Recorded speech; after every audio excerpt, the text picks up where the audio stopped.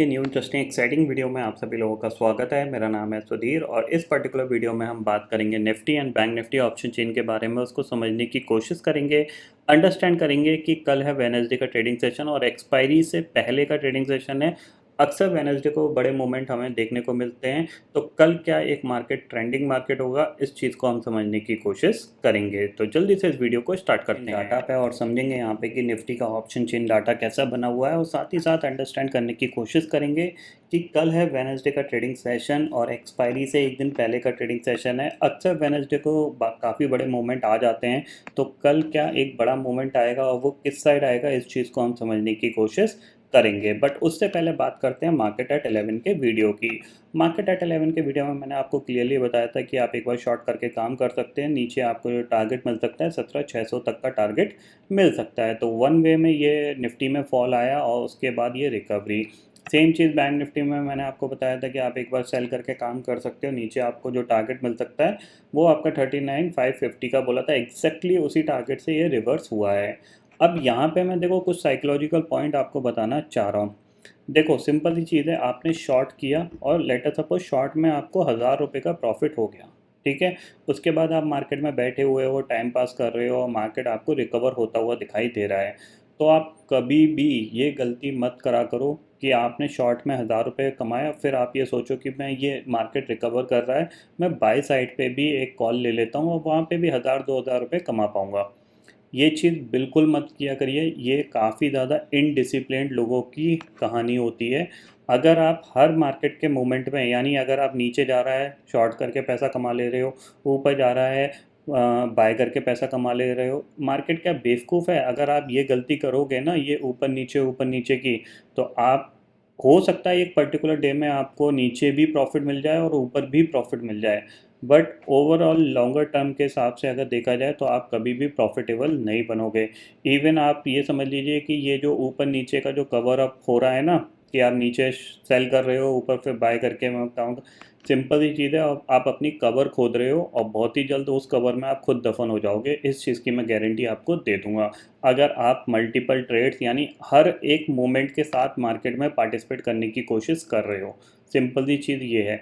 अगर आपने शॉर्ट में आपको पैसा मिल गया, आप उस पैसे को घर लेके जाइए, क्योंकि आपने एक ट्रेड डाली, आपने मार्केट में व्यू बनाया और आपका व्यू था शॉर्ट साइड का, आपने शॉर्ट किया, मार्केट ने आपको रिवॉर्ड दिया। अब आपने इमीडिएटली, अभी आपने आधे घंटे पहले शॉर्ट किया था, फिर इमीडिएटली आप अपना व्यू चेंज करके आप बाय कर रहे हो।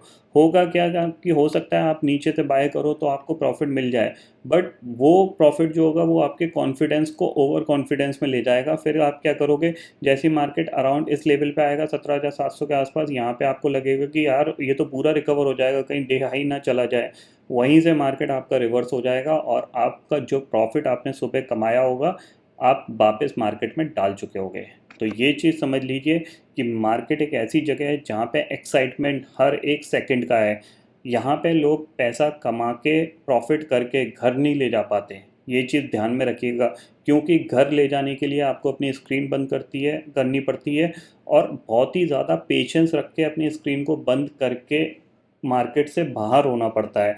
अगर आप ये सोचोगे कि मैं स्क्रीन पे बैठा रहूँ और मार्केट में कंटिन्यूअसली पार्टिसिपेट करके छोटा मोटा प्रॉफिट कमाता रहूँ, बहुत मुश्किल है। मैं आपको बता रहा हूँ, बहुत मुश्किल है। ऐसा बिल्कुल मत करो। अगर आप रियल में ट्रेडिंग करना चाह रहे हो, अगर सट्टेबाजी करना चाह रहे हो तो कुछ भी करो, क्या फ़र्क पड़ता है, पुट लो कॉल लो, अल्टीमेटली पैसे आपके जाएंगे, मेरे तो जान ही रहे हैं। जो मैं आपको ज़्यादा ज्ञान दूँ इस चीज़ का, पैसे जाएंगे आपके जाएंगे, प्रॉफिट होगा आपको होगा। अल्टीमेटली आपका जो अकाउंट होगा वो आपकी उसको, वो आपको पता होगा कि किस कंडीशन में है, वो कितना एक्सट्रीम लाल है, और कुछ दिन बाद आपकी पूरी लाल हो जानी है।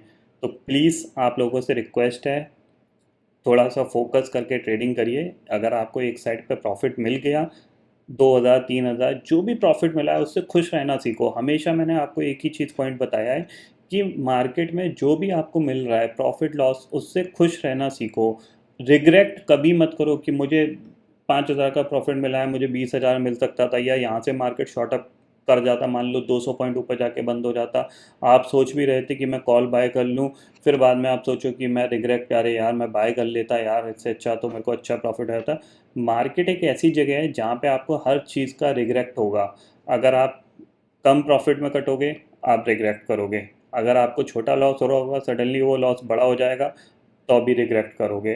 तो हर पॉइंट पे आप चाहे सही हो गलत हो, मार्केट में आपको रिग्रेट करोगे ही करोगे। और उस रिग्रेट से बचने का सिंपल सा तरीका ये है कि जो भी आप मार्केट में करते हो उससे जो भी रिजल्ट आपको मिल रहा है, आप उस रिजल्ट को एक्सेप्ट करो और मार्केट से बाहर हो जाओ। बस सिंपल सी चीज़ है।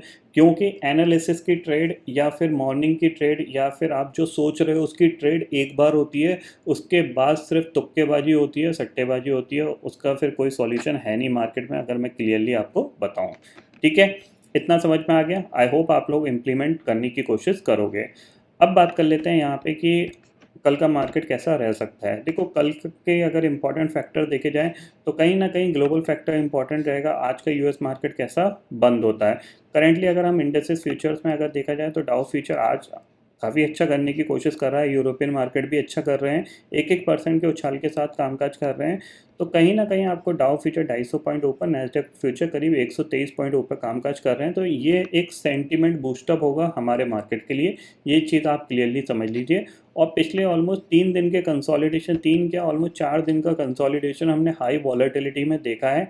तो इस वॉलेटिलिटी के बाद क्या एक ट्रेंडिंग मूव आएगा, वो चीज़ हमें समझना है। बेसिकली ट्रेंडिंग मूव क्या है कि मार्केट एक पर्टिकुलर पॉइंट से खुले और डे हाई पे जाके बंद हो या फिर डे लो पे जाके बंद हो, डाउन साइड पे, और अप साइड पे डे हाई पे बंद हो, वो एक ट्रेंडिंग मूव होता है। ठीक है, तो कल का ट्रेडिंग सेशन एक इम्पॉर्टेंट ट्रेडिंग सेशन रहेगा क्योंकि वेडनेसडे को अक्सर बड़े मूवमेंट आ जाते हैं। तो यहाँ पे अगर मैं ऑप्शन चेन डाटा में देखूँ तो ऑप्शन चेन डाटा में हमें देखने को मिलेगा, तो क्लियरली यहाँ पे जो अब हमारे पास रेजिस्टेंस है वो है 17,700 का, क्योंकि कॉल पे 68 लाख का ओपन इंटरेस्ट खड़ा हुआ है और पुट पे करीब 27 लाख का ओपन इंटरेस्ट दिख रहा है। वहीं अगर 17,500 की बात करते हैं तो 17,500 की जो कॉल है वहाँ पे 14 लाख का ओपन इंटरेस्ट है, पुट पे 65 लाख का ओपन इंटरेस्ट दिख रहा है। तो कल के लिए हमारे पास 17,700 इंपॉर्टेंट लेवल है। 17,700 के ऊपर निफ्टी ट्रेड करना स्टार्ट करेगा, इवन 17,720 के ऊपर ट्रेड करना स्टार्ट करेगा तो वो एक पॉजिटिव मार्केट के लिए इंडिकेशन होगा, फिर हम लॉन्ग की साइड प्ले कर सकते हैं। ये चीज़ आप क्लियरली समझ लीजिए। और किसी भी रीज़न से 17,800 हमने क्रॉस किया तो फिर शॉर्ट कवरिंग काफ़ी हद तक हमारी मदद करेगी, जो 17,850 और 870 तक निफ्टी को ले जा सकती है। इतना आप क्लियरली समझ लीजिए। ठीक है, चार्ट पे चलते हैं तो चार्ट को अंडरस्टैंड करते हैं। तो चार्ट पे अगर आप देखोगे तो 15 मिनट टाइम फ्रेम मैंने लगाया हुआ, सारे target as it is same लगे हुए हैं। तो आप यहाँ पे देख सकते हो ये पर्टिकुलर पॉइंट पे आके हम अटके थे जो कि है 17,712। तो अगर इसके ऊपर निकलते हैं तो हमारे पास पहला टारगेट होगा day high. Even day high क्या आप ये टारगेट लगा सकते हो, 17,770 का हमारे पास टारगेट होगा अगर हम इस लेवल के ऊपर कामकाज करना स्टार्ट करते हैं। और अगर हम 17,800 के ऊपर निकलते हैं तो फिर जाहिर सी बात है ऊपर के लिए हमारे पास काफ़ी अच्छी जगह है। फिर हम धीरे धीरे ऊपर की तरफ बढ़ेंगे 17,820, और उसके बाद जो टारगेट होगा वो 17,870 तक के ओपन होते हुए दिखाई देंगे। तो आपको क्या चीज़ ध्यान रखना है, वो यही चीज़ ध्यान रखना है कि इस चैनल से आप बाहर कब निकल रहे हो। इस चैनल के बाहर जिधर निकलोगे उधर एक मूवमेंट बनने की कोशिश कराएगा मार्केट और ट्रेंडिंग होने की कोशिश करेगा। डाउन साइड रिस्क में आप एक चीज़ समझ लीजिए, मार्केट पॉजिटिव ट्रेंड में है तो थोड़ा सा डाउन साइड पे आपको कम फोकस करके थोड़ा सा पॉजिटिव साइड पे ही ज़्यादा फोकस करना है। लेकिन इसका मतलब ये नहीं है कि आप हमेशा कॉल लेके बैठे रहो, ऐसा भी नहीं करना है। आपको लेवल ब्रेक होने का इंतज़ार करना है।